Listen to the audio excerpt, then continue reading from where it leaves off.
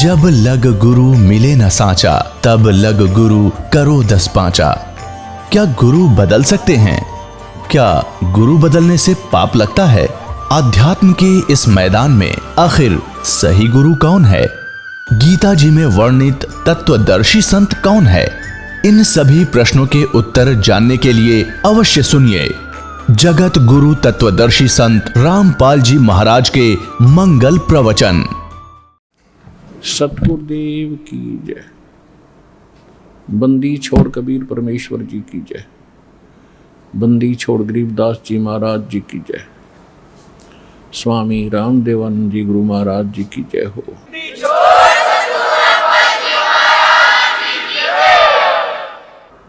गरीब नमो नमो सतपुरुष को नमस्कार गुरु की नहीं। सुर नर मुनि जन साधुआं संतों सर्वस्ती नहीं। सतगुरु साहेब संत सब डंडो तुम प्रणाम। आगे पीछे मध्य हुए तिनको जा कुर्बान। नराकार निर्विषम काल जाल वैभंजनम। निर्लेपम निज निर्गुणम अकल अनोवेशोन्दनम। सोहम सुरति समाप्तम शकल समाना निर्तल।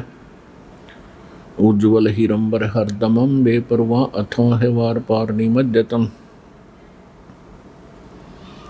ग्रीब जो सुमर सिद्ध होई। गणनायक गलता ना करो अनुग्रह सोई। पारस पद परवाना। आदि गणेश मनाऊं गणनायक देवन देवा। चरण कमल लो लाऊं आदंत करूं सेवा। परम शक्ति संगीतम रिद्धि सिद्धि दाता सोई। अविगत गुण अतीतम सत्य पुरुष निर्मोही। जगदम्बा जगदीशम मंगल रूप मुरारी। तन मन अर्पों शेषम भक्ति मुक्ति भंडारी। सुर नर मुनि जन ध्यावें ब्रह्मा विष्णु महेशा। शेष सहस मुख गावें पूजें आदि गणेशा। इंद्र कुबेर सरीखा वरुण धर्म राय ध्यावे। समर्थ जीवन जी का मन इच्छा फल पावे। 33 कोटि अधारा ध्यावे शेष 88। उतर बहु जल पारा कट है यम की फांसी। 33 कोटि अधारा ध्यावे शेष 88। उतरे बहु जल पारा कट है यम की फांसी। कर जोरूं विनती करूं धरूं चरण पर शीश। गुरु जी राम देवानंद जी महाराज ने दियो नाम बख्शीश। कोटि कोटि सजदा करूं कोटि कोटि प्रणाम। चरण कमल में राखियो में बांधी जाम गुलाम। कुत्ता हूँ गुरुदेव का रामपाल दास का नाम। गले प्रेम की जेवड़ी झांखें चोवा जाऊं। तो करो तो बावड़ू दूर दूर करो तो जाऊं। जो रखो तो ही रहूं जो देवो सुख।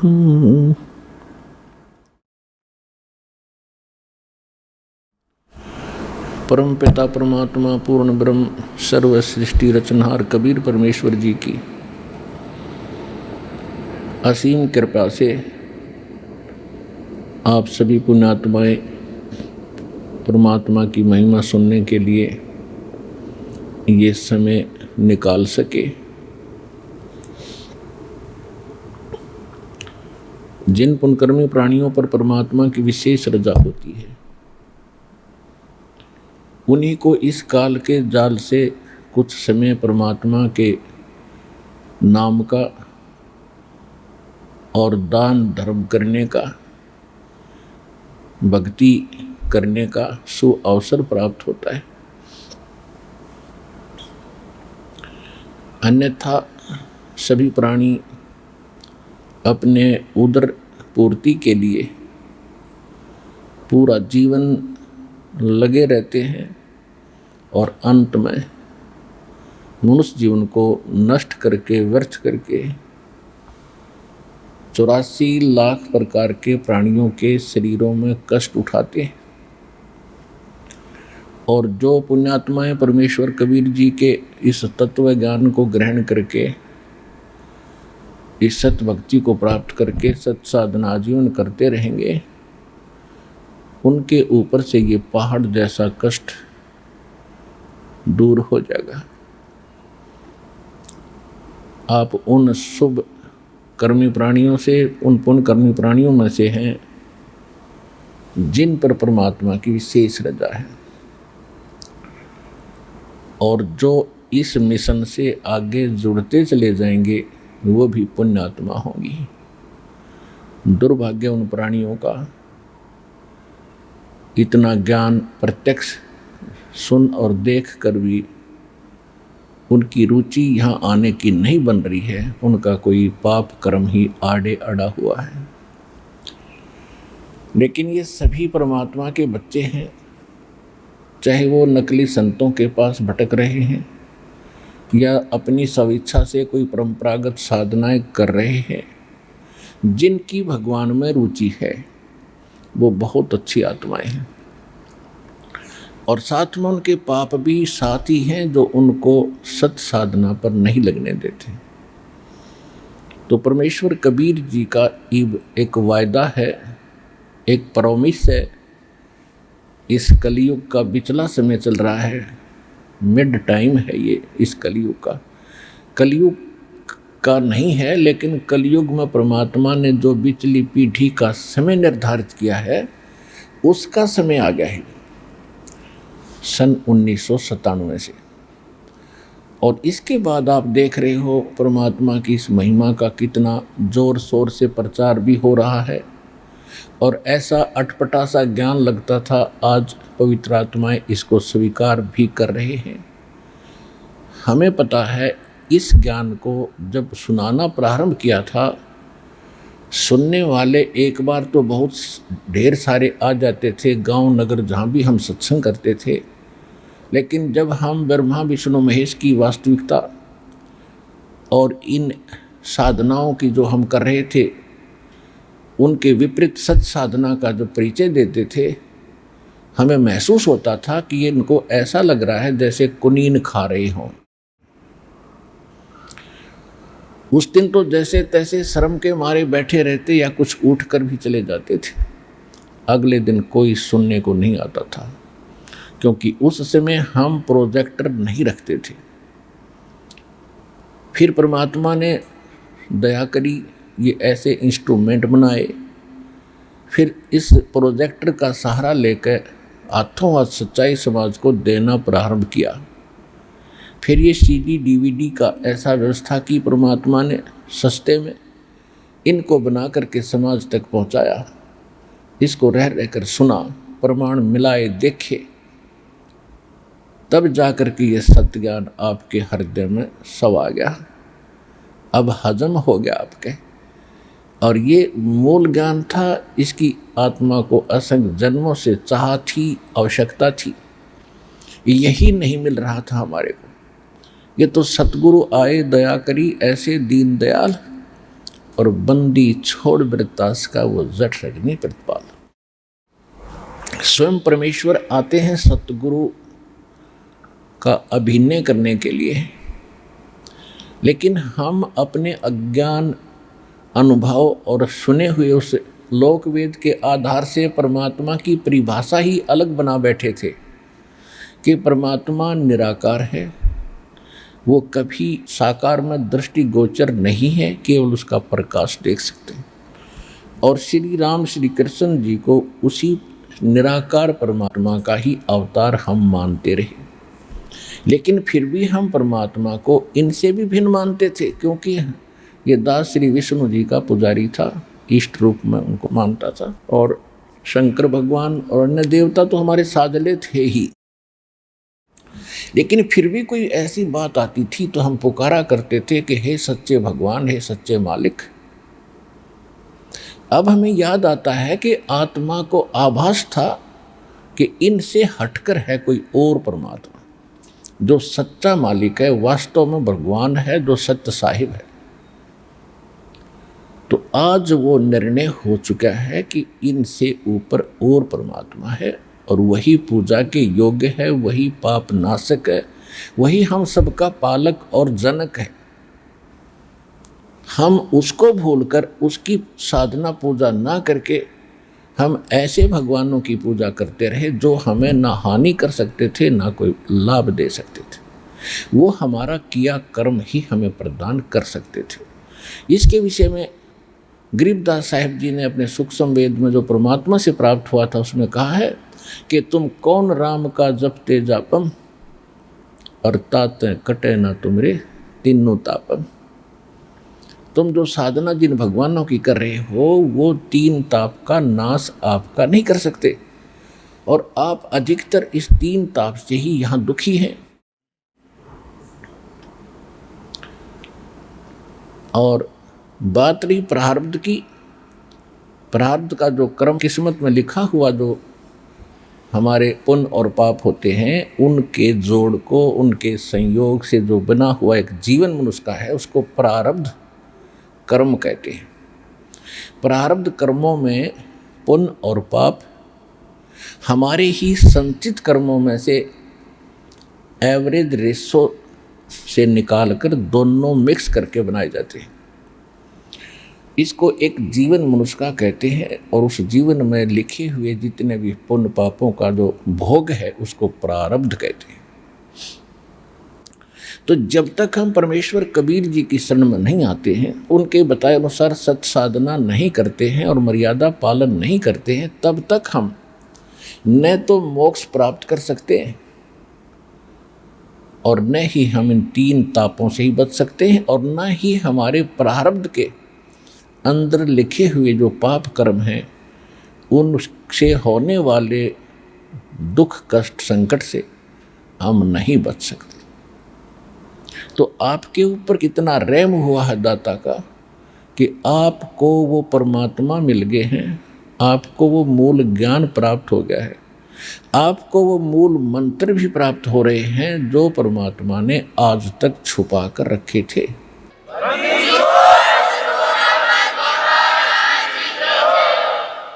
अब आप अपनी किस्मत का अंदाज़ा लगा सकते हो, क्योंकि स्वयं लाल को पता नहीं होता उसकी कितनी कीमत है, जौहर ही जानता है। ये दास इस मार्ग का जौहर ही बना दिया परमेश्वर ने और गुरुदेव जी की रजा ने, और दास जानता है कि आप उस परमात्मा के वो लाल हैं जिनके लिए वो असंख्य जन युगों से आपके पीछे पीछे भटक रहा है। गोता मारूं स्वर्ग में जा बैठूं पाताल, गरीब दास ढूंढता फिरूं अपने हीरे मोती लाल। जब गरीबदास जी ने परमेश्वर कबीर जी से पूछा था, जब भगवान उनको मिले थे छुडानी में आकर जंगल में, तब उसने कहा था बाद में जब पूरा परिचित होने के बाद, हे परमात्मा आपने कैसे दया करी, हम जैसे पापी प्राणियों को कहाँ जंगल में आकर खोज लिया। तो उसमें भगवान ने कहा था कि गोता मारूं स्वर्ग में और जा बैठूं पाताल, हे गरीबदास, गरीबदास मैं ढूंढता फिरूं अपने हीरे मोती लाल। तो आप उन हीरे मोती लालों में से हो जिनके लिए परमात्मा बहुत समय से आपके पीछे पड़े हुए हैं। परमेश्वर ने सूक्ष्म वेद में कहा है कि या जग में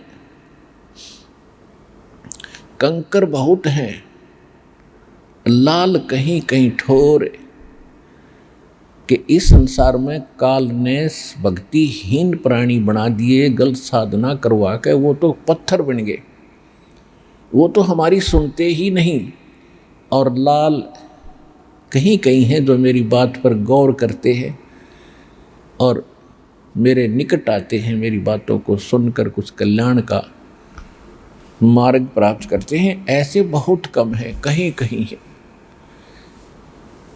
फिर परमात्मा ने बाद में कहा है कि सठ दल दोनों दीन का, दिल में दोष न धार, हमरा तो कोई एक है यू काल का सब संसार।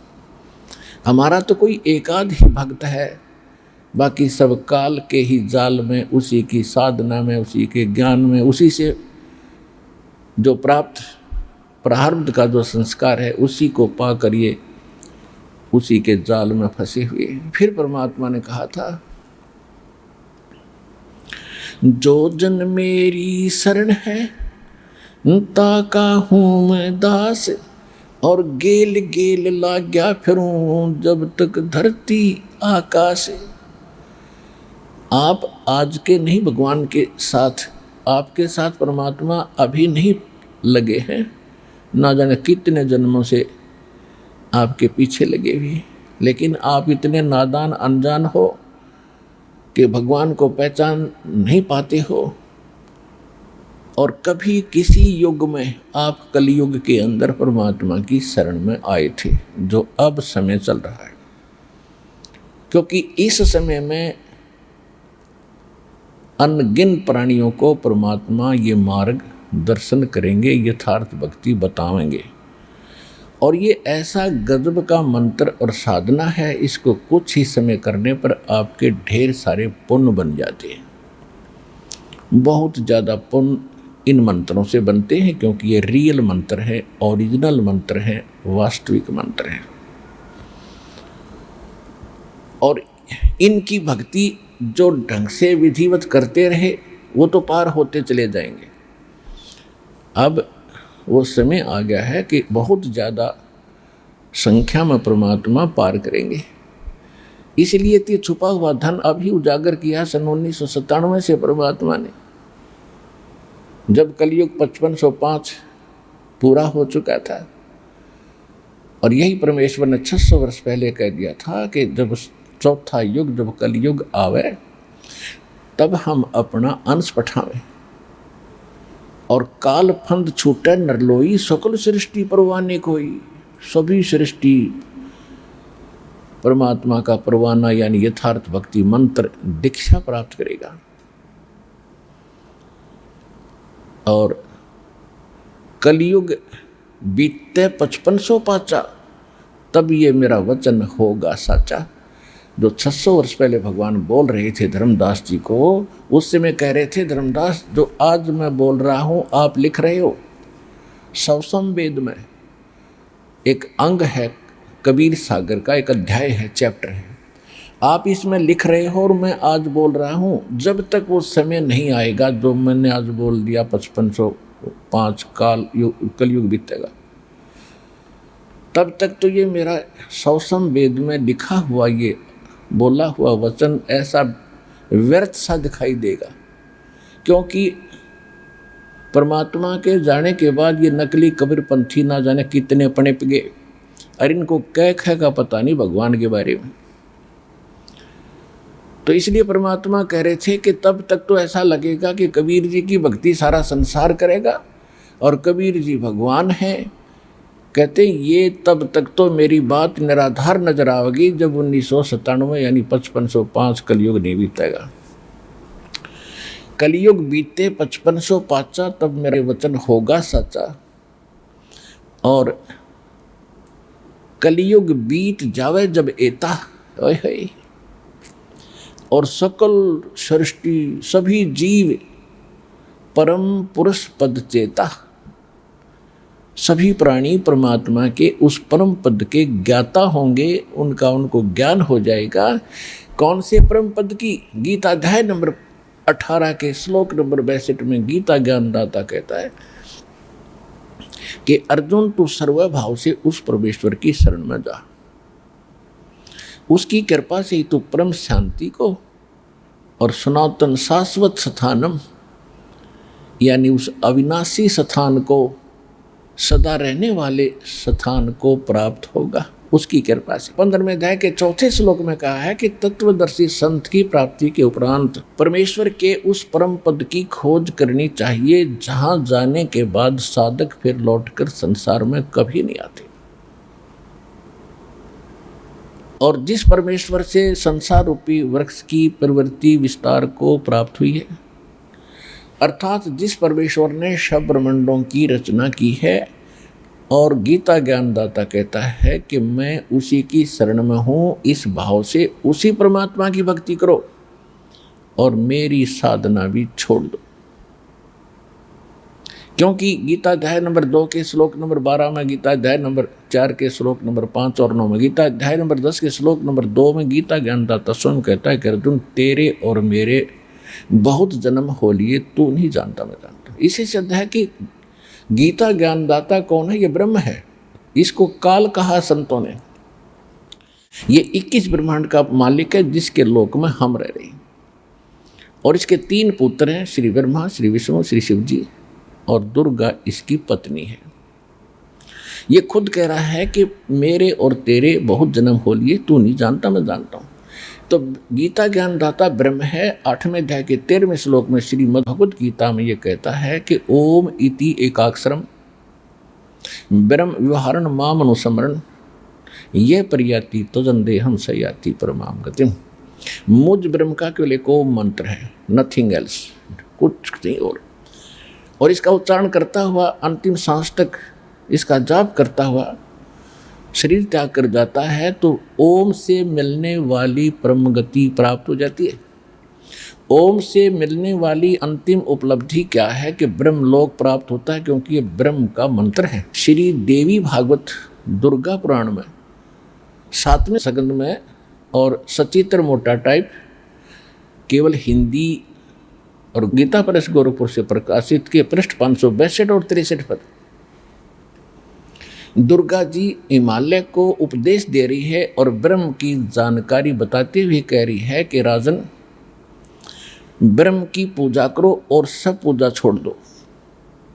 उसका ओम नाम है, इसके जाप से तुम उसको पा जाओगे और वो ब्रह्मलोक में ऊपर आकाश में दिव्य आकाश रूपी ब्रह्मलोक में रहता है।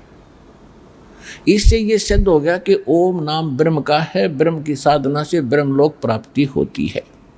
गीता अध्याय नंबर 8 के श्लोक 16 में स्पष्ट किया है कि ब्रह्मलोक में गए हुए प्राणी भी फिर पुनर्जन्म में आते हैं। अर्थात ब्रह्मलोक भी वो स्थान नहीं है जहाँ जाने के बाद फिर लौटकर साधक कभी संसार में नहीं आते।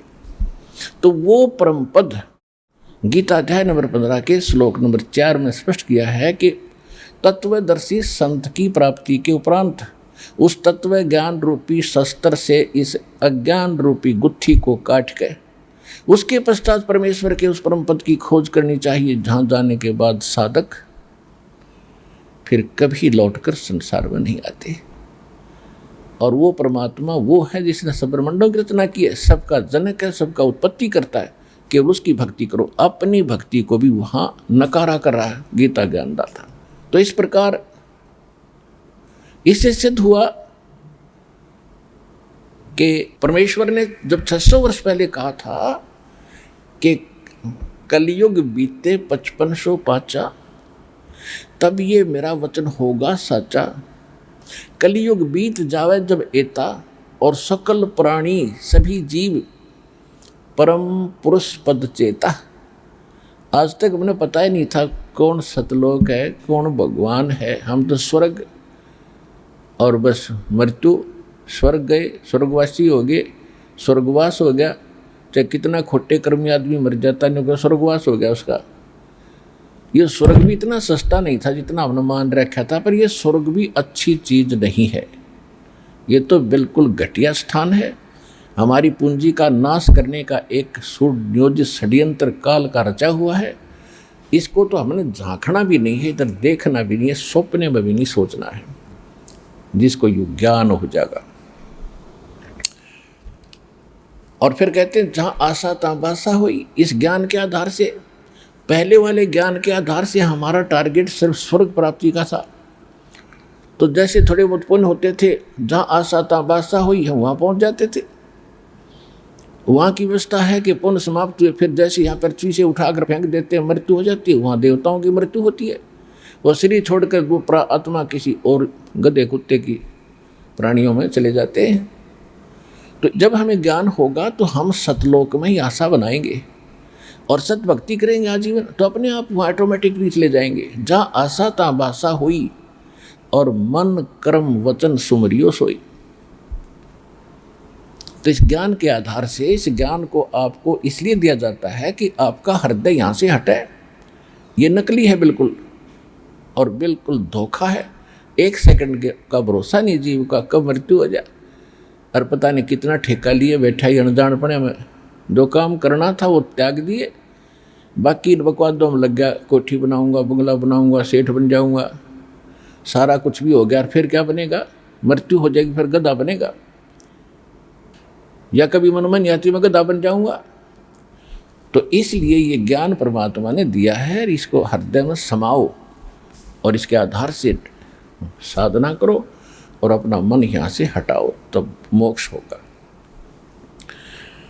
अब जो प्रसंग चल रहा है, परमात्मा हमारे साथ असंख्य जन्मों से लगे हुए हैं, और जितने भी विश्व के प्राणी हैं, पहले हुए हैं, आगे मनुष्य जीवन प्राप्त करेंगे या अन्य जीव हैं, और चाहे ब्रह्मा विष्णु महेश दुर्गा और निरंजन हैं या कोई भी देवी देव हैं, ये सभी परमात्मा के बच्चे हैं।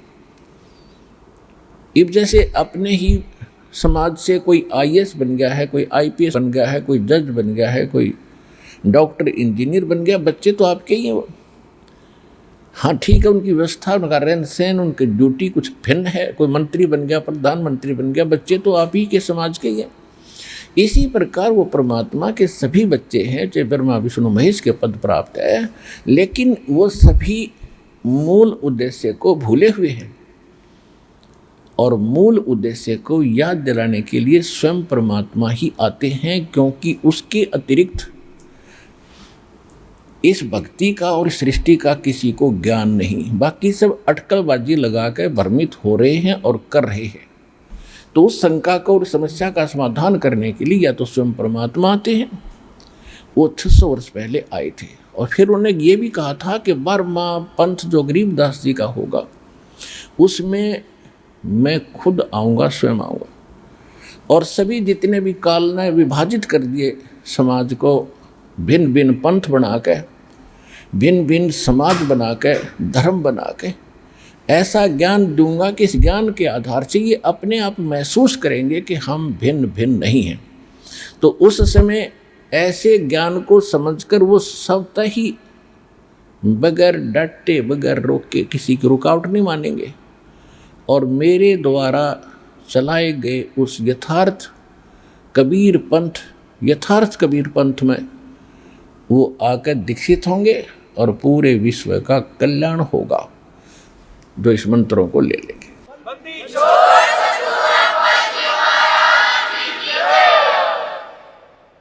तो वो समय अब चल रहा है सन 1997 से। उस दिन परमात्मा इस दास को मिले थे और संकेत कर गए थे कि जिसके लिए हमने ये बैन लगा रखा था, आज बैन उठा दिया है। अब तीनों मंत्र बेशक से दिल खोल कर प्रदान कर दे, अब मैं आप देख लूँगा। तो वो समय आएगा आपके समक्ष है। इन मंत्रों का ना कबीर पंथियों को ज्ञान, ना गरीबदास पंथियों को ज्ञान, और ना ही मूल मंत्रों का जो हमारे वेदों और गीता क्या बताती है उस पर सच साधना का, ना हमारे हिंदू धर्म के गुरुओं को ज्ञान। तो इस दास पर दया हुई है कि सभी मानवों को एक ही साधना करनी पड़ेगी मोक्ष प्राप्ति के लिए। ठीक है, अन्य जितनी भी धार्मिक बुक्स हैं वो हैं परमात्मा से संबंधित, लेकिन उनमें वो संपूर्ण यानी कंप्लीट स्पिरिचुअल नॉलेज और कंप्लीट मेथड ऑफ वर्शिप नहीं है। तो जब तक कंप्लीट नहीं मिलेगा तो अधूरा ही होता है। जैसे आप कहीं टेलीफोन मिलाते हो और एक नंबर कम हो जा, पता नहीं कहाँ मिलेगा, तो इनकम्प्लीट है वो।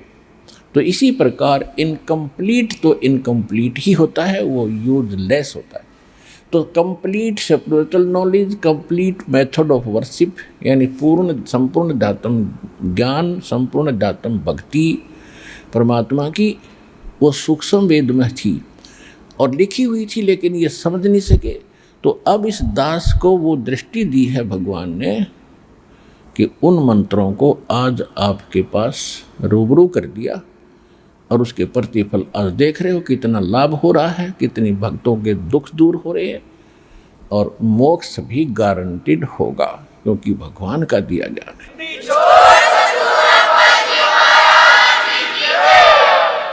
तो पुण्यात्माओं, परमात्मा हमें समझाया करते थे 600 वर्ष पहले जो भगवान स्वयं आए थे, और वही ज्ञान आज दास आपके समक्ष कर रहा, रूबरू कर रहा है और अपने ही धर्म ग्रंथों से आपको दिखा रहा है। और आप मान रहे हो कि सचमुच जिन ग्रंथों को आज तक हम शिरोधार्य मानते रहे, इनमें जो लिखा सत्य है, और हम उसके विपरीत सुन और कर रहे थे, तो आंखों देखकर बुद्धिमान को मानना पड़ेगा। आंखों देखकर कौन नहीं मानेंगे? जिनका कोई स्वार्थ निहित है। कौन? जो किसी गुरु पद पर प्राप्त हैं, या कोई महंत बने हैं, या कोई उन बुकों को, उनके अनुभव की पुस्तक जो गलत ज्ञान से युक्त हैं, उनको बेच बेच कर रोजी रोटी चला रहे हैं। और विशेषकर इन्हीं लोगों का होल्ड भक्तों के ऊपर रहा है। भोले भाले श्रद्धालु तो अपने गुरु और उनसे संबंधित मुख्य व्यक्तियों की सारी बातों को सत्य मानते रहे, और जिस कारण से वो जो कुछ कह देते थे तो किसी की फिर सुनते ही नहीं श्रद्धालु। और यही बिजली गिरी रही कि परमात्मा 600 वर्ष पहले आए थे और वो समझाया करते थे कि ना तो हिंदू ठीक से साधना कर रहे हैं और ना मुसलमान ठीक से साधना करें। और जिस बात का विरोध इन नकली मुल्ला, काजी और पंडित गुरुओं ने परमेश्वर का कराया था, इतना विरोध कर दिया था कि उसके नाम से भी नफरत पैदा कर दी थी। कबीर झूठ बोलता है, हिंदू कहते थे ये हमारे हिंदू धर्म के विरुद्ध बोलता है, हमारे देवी देवताओं का ये अपमान करता है, इसकी बात भी ना सुनना, तुम्हें पाप लगेगा। उधर से मुल्ला और काजी पीर कहते थे कि ये मुसलमान धर्म का अपमान करता है और ये अपने आप को श्रेष्ठ मानता है, अपने आप को अल्लाह बताता है। तो इसकी बात पर कोई भी विश्वास मत करना। और साथ भी उनके साथ यातनाएं भी बहुत दी गई थी भगवान को, लेकिन वो तो परमात्मा है, उनको यातनाओं का कोई फर्क नहीं पड़ता।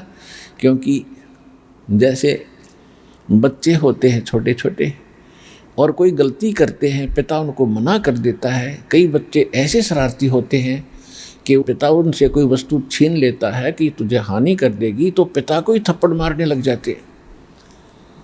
तो पिता उसका बुरा नहीं मानता है, बल्कि उसको उठाकर सीने से और लगा लेता है, कंधे पर बैठा लेता है।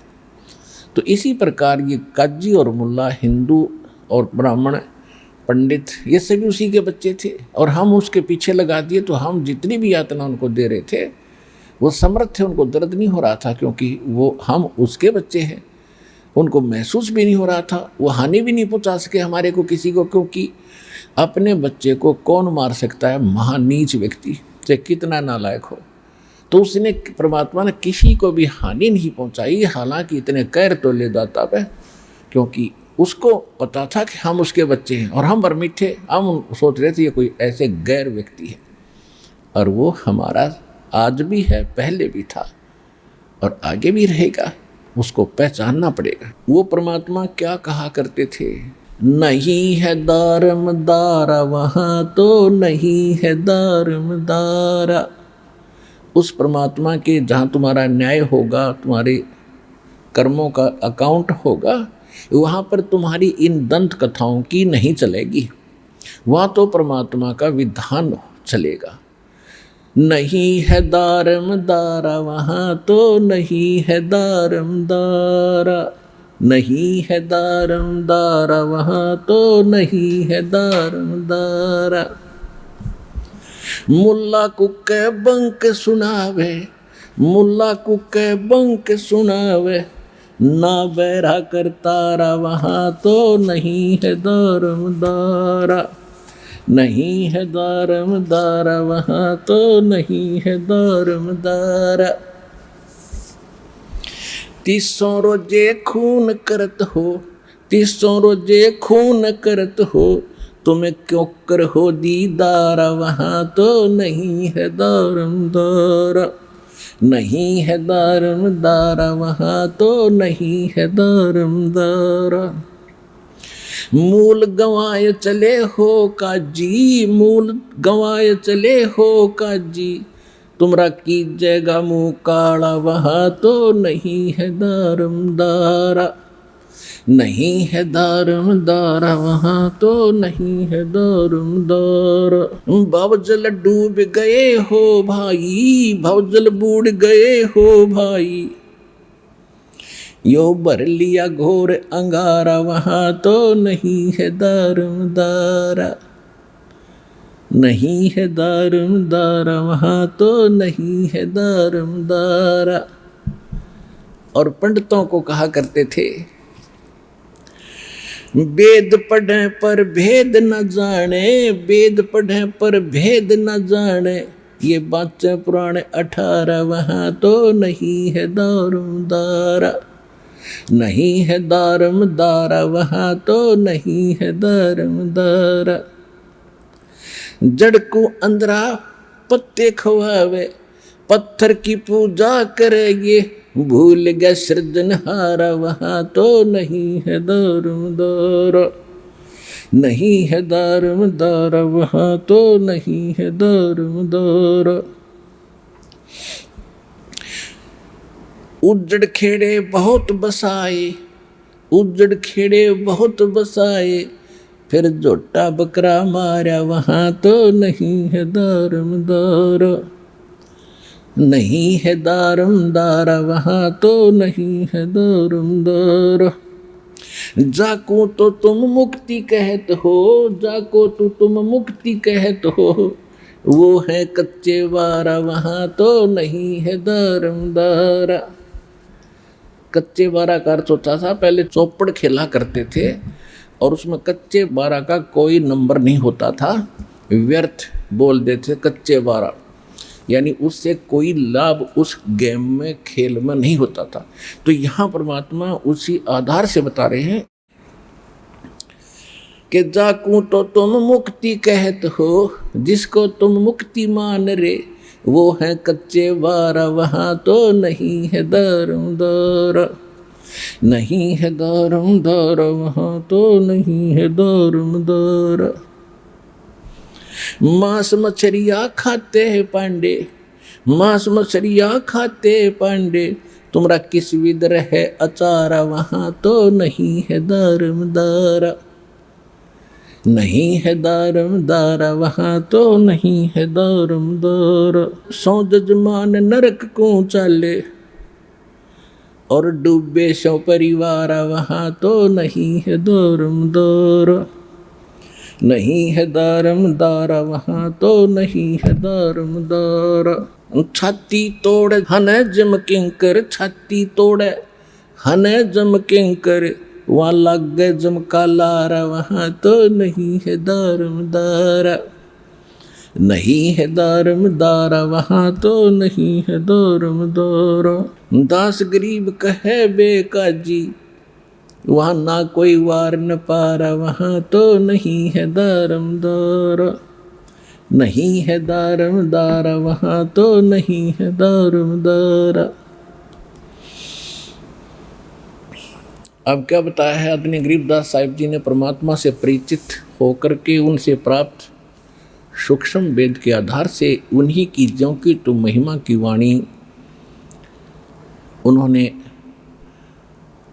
उच्चारण की है, क्योंकि परमेश्वर ने 600 वर्ष पहले कहा था कि धर्मदास 12वां पंथ का प्रवर्तक जो गरीबदास होगा उससे मेरी वाणी प्रगट होगी, मेरी महिमा की वाणी पुनः प्रगट होगी, क्योंकि बीच में नकली काल के दूत घुसेंगे, वो यथार्थता को मिटाने की कुचेष्टा करेंगे, जिस कारण से उसकी पूर्ति के लिए वो गरीबदास मेरा बच्चा जाएगा और उसको मैं मिलूँगा, उसके द्वारा फिर अपने महिमा की वाणी फिर से प्रकट कराऊंगा। और आज आपके सामने है। और फिर ये भी कहा था कि उस वाणी को न गरीबदास पंथ वाले समझ सकेंगे, न कबीर वो नकली 12 कबीर पंथ वाले समझ सकेंगे। उसको समझाने के लिए भी फिर मैं स्वयं आऊँगा। परमात्मा नहीं आए तो ये दास भेज दिया, अपने पूरे ज्ञान से परिचित कराया। अब परमात्मा ये दोनों धर्मों को समझाया करते थे, उनसे कहा करते थे कि तुम पाप ना करो। मुसलमानों को कह रहे हैं कि तुम मुल्ला कुक का बंक सुनावे, बंक, और ना बहरा करता रहा। परमात्मा कोई बहरा नहीं है कि तुम ऊपर मस्जिद की ऊंची अटारी पर चढ़कर और वहाँ आवाज़ लगाते हो। आवाज़ तो हृदय से लगाओ, कसक के साथ लगाओ, और चाहे थोड़ा बोलो चाहे जोर से लगाओ, भगवान सारी सुनता है। चिट्टी पायल बाजे पैर, साहेब सुनता है सब लहर। ये थी चिट्टी की पायल बना दी जा, कीड़ी की पैर की। आपको एक उदाहरण के लिए भगवान की महिमा बता रहे हैं गरीबदास जी। यदि चिट्टी की भी कोई पायल बन जाए, यानी कोई घुंघरू बांध दिया जा, यदि उसका भी नॉइस हो जा, शोर हो जा, आवाज़ हो जा, उसको भी भगवान सुनता है। कहने का भाव यह है कि पहले चिट्टी का खुड़काना और उसका पैर का पायल कैसी बनेगी। कहने का भाव यह है कि उसका तो शोर हो ही नहीं सकता, उसको भी भगवान सुन लेता है। यानी ऐसी सूक्ष्म आपकी भावनाओं को भी मालिक सुन लेता है, जो मन में सोच भी करते हो। फिर क्या कहते हैं, जैसे क्या करते थे मुसलमान भाइयों में जो प्रचलित अज्ञान परंपरा है पाप बढ़ाने की, उसमें क्या है कि एक कुर्बानी देते हैं, वो अपना संकल्प करते हैं कोई मनोकामना पूर्णा के लिए कि मैं बकरे कुर्बान करूंगा, इतने बकरे कुर्बान करूंगा, या इतनी कोई गाय करूंगा। तो कैसे करते हैं,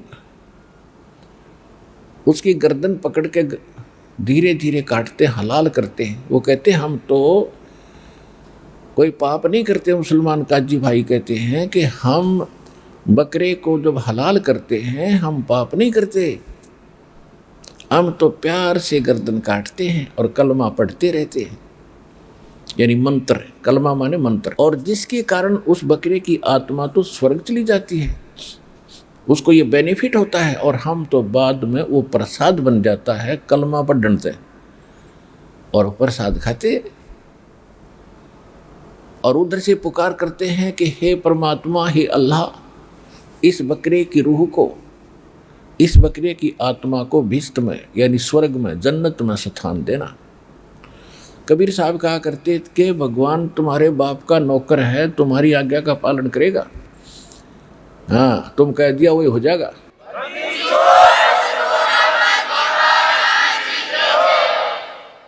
और अगर इस विधि से जैसे आप मान रहे हो कि बकरा काटने से, ऐसे इस तरीके से हलाल करने से और कलमा पढ़ने से इस आत्मा को स्वर्ग प्राप्ति होती है, और जन्नत के लिए तो सारा कुछ हो ही रहा था जब तक तुम्हें मूल ज्ञान नहीं था।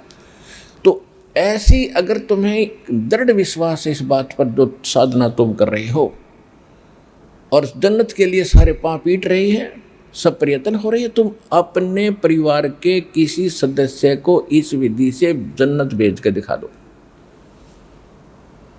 उसको करो हलाल और बोलो कलमा और अर्ज लगाओ भगवान से कि इसकी आत्मा को स्वर्ग में स्थान देना। कहते हैं एक मुल्ला मस्जिद में कुके और एक पुकारे बोका, इनमें कौन व्यस्त को जागा, हमने लगा धोखा। एक तो बकरा अपनी जान को रो रहा है, उसकी गर्दन काटी जा रही है, मैं मार रहा है, मैं और एक मुल्ला ऊपर मस्जिद में आवाज़ लगा रहा है। कहते एक मुल्ला मस्जिद में कुके, एक पुकार है बोका, अपनी जान न रो रहा, वो भी में मार रहा है, इनमें कौन सा स्वर्ग में जागा, हमने लगा धोखा। अर्थात कोई से वो स्वर्ग नहीं। फिर क्या कहते हैं कि जय या रूह तय भिष्ट पठाई, भिष्ट कहते हैं स्वर्ग, जन्नत को, हेवन को, बकरे की यदि ये रूह तने भिस्त पठा दी तो कर तदबीर कबीला भाई। जब माना तो अपने परिवार ने करके दिखा दे, हम मान जाएंगे तेरा मेथड सही है।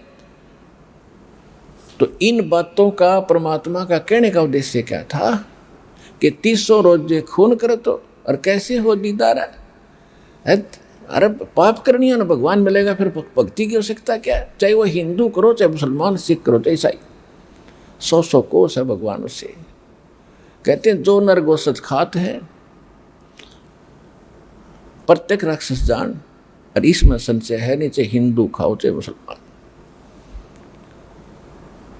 तो इन बातों का उन मुल्ला और काजियों ने चाहिए तथा भला मनाना भगवान का। अगदी आप सही कह रहे हो, लेकिन अपने मान बढ़ाई के कारण आप भी जीवन नाश किया और अपने अनुयायियों को भ्रमित करके परमात्मा का दुश्मन बना दिया। इसी प्रकार हिंदुओं को कह रहे थे भगवान कि वेद पढ़ो पर भेद ना जानो, और बच्चे प्राण उठा रहा, और पत्थर की पूजा कर रहे हो तो भूल गए सृजनहारा। फिर कहते मांस मछलियां खाते पांडे, ऊपर से तुम इतने शुद्ध रहते हो, किसी का हाथ भी नहीं लगने देते, पानी भी किसी का नहीं पीते, दूसरी जाति वालों का कपड़ा भी नहीं छूते, और मांस मछलियां खाते पांडे, तुम कैसे विद रहे आचारा। तुम्हारे जो आचार विचार हैं, जो तुम शुद्धता रख रहे हो, ये खा करी जब मांस खा लिया तुमने, मछली खा ली। एक बार ये दास कुछ भक्तों को, 5-7 भक्तों के साथ वो स्थान देखने गया था जहाँ पर हमने पढ़ा था, और कि परमेश्वर कबीर जी ने जगन्नाथ के मंदिर को समुद्र में बहने से बचाया था। यानी समुद्र, जगन्नाथ जी का मंदिर बन जाता था और समुद्र में तूफान आता था, उसको ढा देता था। ऐसे 4-5 बार 6 बार हुआ था। आखिर में वो राजा भी दोहना थक गया था और उसने हिम्मत हार ली थी कि मैं बनाता हूँ, भगवान का आदेश है और समुद्र बनने नहीं देता। तो तब परमात्मा स्वप्ने में श्री कृष्ण जी ने बताया था उस राजा इंद्रदमन को, उड़ीसा के राजा को, और परमात्मा पहले दिन गए थे उसके पास, राजा के पास, कि मैं आपका मंदिर बनवा दूंगा और इस समुद्र को रोक दूंगा। एक वृद्ध से रूप में गए थे, लेकिन जब इंद्रदमन पर का विश्वास नहीं हो रहा था, तो सपने में श्री कृष्ण दिखे और कहा कि जो महात्मा आए थे ना तेरे पास, ये परम शक्ति युक्त है, मैंने ध्यान लगा कर देख लिया और उनसे अर्जी लगा। तो ऐसा किया गया था कि परमात्मा ने कहा था कि जिधर से समुद्र उठकर आता है वहाँ मेरा एक चौरा बना दो, चबूतरा, एक पत्थर तराश के ऊपर ऊपर से और एक बना दिया गया। वहाँ परमात्मा बैठ के उतार हो गया मंदिर, और परमात्मा वहाँ बैठ गए थे उस स्थान पर, और समुद्र ने तो आना ही था ऊपर उठ के 40 फुट ऊपर, और परमेश्वर ने ऐसे वहाँ कर दिया बैठे बैठे। वो ऐसा रुक गया था समुद्र जैसे पहाड़ खड़ा हो, वहाँ का वहाँ जाम हो गया था। तो जल का देवता, समुद्र का देवता आया, उसने कहा जी मुझे जाने दो आगे। परमेश्वर ने कहा कि क्या करेगा आगे जाके, कि मंदिर को तोड़ूंगा, कि ये मंदिर आम मंदिरों जैसा नहीं है, इसमें कोई पाखंड पूजा नहीं होगी, इसमें कुछ भी मूर्ति आदि नहीं रखी जाएंगी, इसमें केवल भक्ति मार्ग होगा और इसको मत तोड़ो। और यही श्री कृष्ण जी ने आदेश दिया था स्वप्न में कि उसमें ना कोई मूर्ति रखी जा, ना मूर्ति की पूजा हो। तो ये तो बाद में मूर्तियाँ किसी के कहने से, एक नाथ आया था गोरखनाथ, वेश बदल कर उसने मजबूर कर दिया इंद्रदमन को, जब वो 3 मूर्ति बनवा कर रखी थी। ये कई बार सुनाएंगे कभी कथा, क्योंकि आज विषय दूसरा है। और उन मूर्तियों के भी हाथ दोनों नहीं बन पाए थे, कारीगर पच लिए थे। वो भी परमात्मा ने फिर जाकर रजा करी थी, इतनी भी बनवाई उनकी, क्योंकि राजा बहुत डर गया था। तो मूर्तियों की पूजा नहीं होती वहाँ पर, अलग से प्रसाद प्रसाद बना के बाँट बूँट देते हैं। पहले उसमें एक ब्राह्मण रहता था, कथा सुना करता था, को दर्शनार्थ आते थे। फिर वो समुद्र चला गया था, उसको और काफ़ी लंबी कहानी है, फिर बताएंगे। तो वो स्थान आज भी कबीर पंथियों के द्वारा सुरक्षित है कि जगन्नाथ के मंदिर को परमात्मा ने बचाया था। इस कंडीशन से बचाया था कि इसमें कोई छुआछात नहीं करेगा और कोई मूर्ति पूजा नहीं होती। अपनी सामर्थ्य दिखाने के लिए और एक पिछला भी प्रोमिस था इस काल के साथ भगवान का। ये लंबी कहानियाँ हैं, आने वाले समय में पूरी कथा सुनाया करेंगे, क्योंकि अभी तक तो दास उस दलदल से उभरा है कि आपको रह रह कर प्रमाण दिखाता था, देखो Kabir is God, Kabir is God, ये लिखा है इस शास्त्र में लिखा। अब दास आपको एक ऐसी कथा सुनाया करेगा, आपकी आंखों से आंसू बहा करेंगे इतना, क्योंकि अभी तक तो मैं सुनाता ये कथा थर आपका जचड़िए नहीं थी कि कबीर जी ने ऐसा कर दिया। नहीं नहीं नहीं नहीं नहीं, मन टिकने नहीं देता। तो पहले मन के मैल को साफ किया है, ये प्रमाण दे दे गए और फिर इतने दुख दूर कर दिए। भगवान जो क्या करता है, ये कबीर इज गॉड, इधर से देख लो चाहे उधर से, God is God, Kabir is God.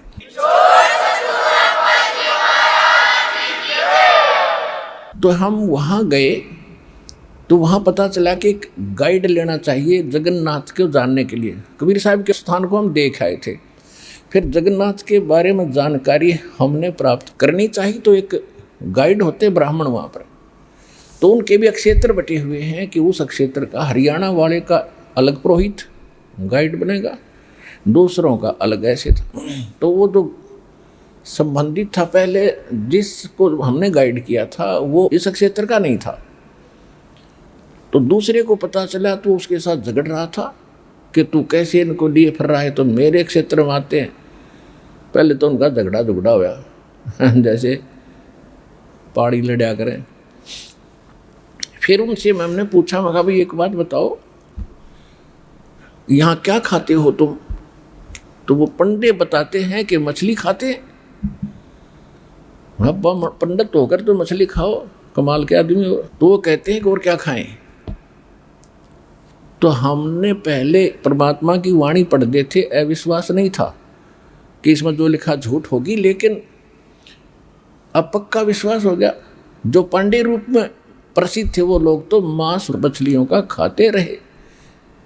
तो कहते हैं तुम उधर से तो इतने स्वच्छ बने फिरते हो और मांस मछलियाँ खाते, पांडे मछली का मांस खाते हो, तुम्हारी शुद्धता और ये भक्ति कैसे बनेगी? ये गलत है और ये साधना तुम्हारी गलत है और ये आहार भी गलत है। परमात्मा ने बताया कि बासमती चावल पकाओ और गरत खांड टुक डार और गरीब दास करो बंदगी, ये कूड़े काम निवारे। कि आहार बताता हूँ क्या खाओ। कहते बासमती चावल बनाओ और उसमें खांड और घी डाल के खा के देखो कितना आनंद आए। और कहते हैं गरीब दास करो बंदगी और ये कूड़े काम निवारो, बुरे काम छोड़ के और भक्ति करो और ये आहार करो। तुम गलत क्यों खाते हो? परमात्मा की इन बातों से उन्होंने शिक्षा ग्रहण नहीं करी, बल्कि दुश्मन बन गए कि तो हमारी रोजी रोटी का दुश्मन हो गया। तो जिस कारण से उन्होंने अपने धर्म के लोगों को, हिंदुओं ने अपने अनुयायियों को, गुरुओं ने, और मुसलमानों के गुरुओं ने मुसलमानों को परमात्मा का विरोधी कर दिया। और कहना तो उन्होंने होता है कि तो धर्म के ऊपर तो हमें लड़ाकर मारते ही रहेंगे आज तक। तो इस बात पर हम दृढ़ हो जाते थे कि हमारे धर्म के खिलाफ कौन बोल गया। उन्होंने परमात्मा के साथ सब जुल्म कर लिए। एक बार एक शेख तकी नाम के सिकंदर लोधी, दिल्ली का बादशाह जो कि पूरे हिंदुस्तान का सम्राट था, और उसके अंतर्गत फिर पूरे भारतवर्ष के छोटे छोटे नरेश राजा आते थे। और उस समय अफगानिस्तान, पूर्वी और पश्चिमी पाकिस्तान, बलूचिस्तान, इराक, ईरान, गजनी, ये सारा का सारा क्षेत्र भारतवर्ष में आता था। तो उनका इस पूरे राष्ट्र का राजा जो थे, बादशाह थे, वो सिकंदर लोधी थे। और जब सिकंदर लोधी कभी काशी जाते थे, कि परमात्मा का लीला स्थल, लीला क्षेत्र काशी ज़्यादा रहा है, तो सिकंदर लोधी जब कभी काशी में जाते थे, काशी शहर में, बनारस में, तो उस समय उनके साथ एक शेख तकी नाम के उनके धार्मिक गुरु थे, जो पूरे हिंदुस्तान के मुसलमानों के मुखिया थे। और उसको साथ रखना सिकंदर लोधी राजा की मजबूरी थी, कि उसके हुक्म से सब कुछ हो रहा था उस शेख तकी के नाम। जो कह देता था मुसलमान, उसी के राजा से पहले उसके आदेश का पालन करते थे। इस कारण से वो उसको साथ रखता था, प्रसन्न रखता था, सारी सुविधाएं देता था। तो शेख तकी भी उनके साथ गया हुआ था बनारस में। उससे पहले परमात्मा के साथ बहुत कहर तोले, बड़े जुल्म किए। एक बार परमात्मा अपनी झोंपड़ी में, कबीर साहब जी दुल्हा कॉलोनी में अपनी झोंपड़ी में सोए हुए थे, रात्रि के समय विश्राम कर रहे थे। शेख तकी ने मस्टंडे गुंडे भेजे और तलवार के साथ उनकी टुकड़े टुकड़े करके आओ। 4-5 गुंडे लेकर खुद गया कि कहीं ये काट के ना हो, इतना ईर्षा करता। तो उन गुंडों ने तलवार मारी न, परमात्मा के 6-7 टुकड़े कर दिए, आर पार तलवार निकल गई। और तलवार ऐसे लगे जैसे रुई में लगती है, हार्ड महसूस नहीं हो रहे थे। उनके हिसाब से तो कट चुके थे। जब वो चलने लगे, परमात्मा खड़े हो गए और कहा, शेख तकी बैठ जाओ, जलपान करके जाना। अब उन गुंडों ने तो देखा कि अभी हमने तो इसको काट दिया था, 6 टुकड़े कर दिया, वो खड़ा हो गया। वो डर गए कहीं वो भूत बात ना हो। उनका तो चढ़ गया बुखार 103। और शेख तकी नीच था, उसने माननीय नहीं थी भगवान की, चला गया। तो इतना कुछ देख कर भी वो महिमा का भूखा व्यक्ति परमात्मा से ईर्षा रखता था, उसने नहीं मानी, ना मानन दी। ऐसे और बहुत से कहर भगवान के ऊपर तोले थे। जहाँ भी सत्संग कर रहे होते थे वहीं किसी बदमाश को भेज देते थे परमात्मा को, कोई डले मारता था, कोई लठ मारता था। लेकिन वो तो हमारे लिए हमारे बाप हैं, हमारे पिता हैं, माता हैं, सभी गुणों से व्यक्त है, हमारे बंधु और साथी भी वही हैं। तो वो तो हमारे लिए भटकते ही रहेंगे। हमारी आंखें कद खुलेंगी, उसकी मालिक को इंतज़ार है। तो वो आंखें खोलने के लिए अब ये सारा सिस्टम मालिक ने दिया है। ये यथार्थ ज्ञान दिया, ऐसा विज्ञान दे दिया कि आप अपने मोबाइल में बैठकर अक्सर अक्सर देख सकते हो और पहचान सकते हो, जान सकते हो और उसका तुलना, कंपैरिजन अन्य ग्रंथों से कर सकते हो। इसलिए अब आपकी ये नींद टूटेगी।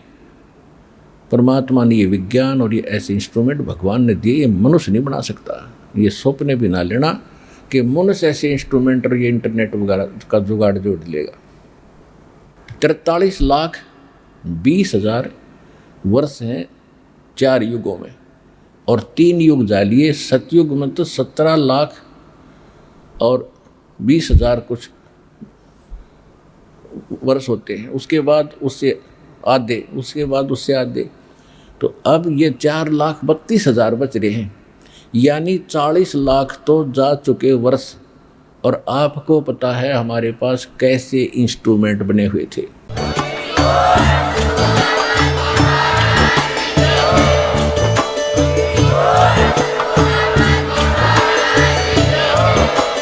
आप सुन रहे थे जगत गुरु तत्वदर्शी संत रामपाल जी महाराज जी के मंगल प्रवचन। अधिक जानकारी के लिए विजिट कीजिए हमारी वेबसाइट www.jagatgururampalji.org। संत रामपाल जी महाराज जी के शुभ आशीर्वाद से पूरे विश्व भर में 500 से भी ज्यादा नाम दीक्षा केंद्र हैं, जिन पर संत रामपाल जी महाराज जी द्वारा ऑनलाइन निशुल्क नाम दीक्षा दी जा रही है। अपने नजदीकी नाम दीक्षा केंद्र का पता करने के लिए संपर्क करें 8222880541।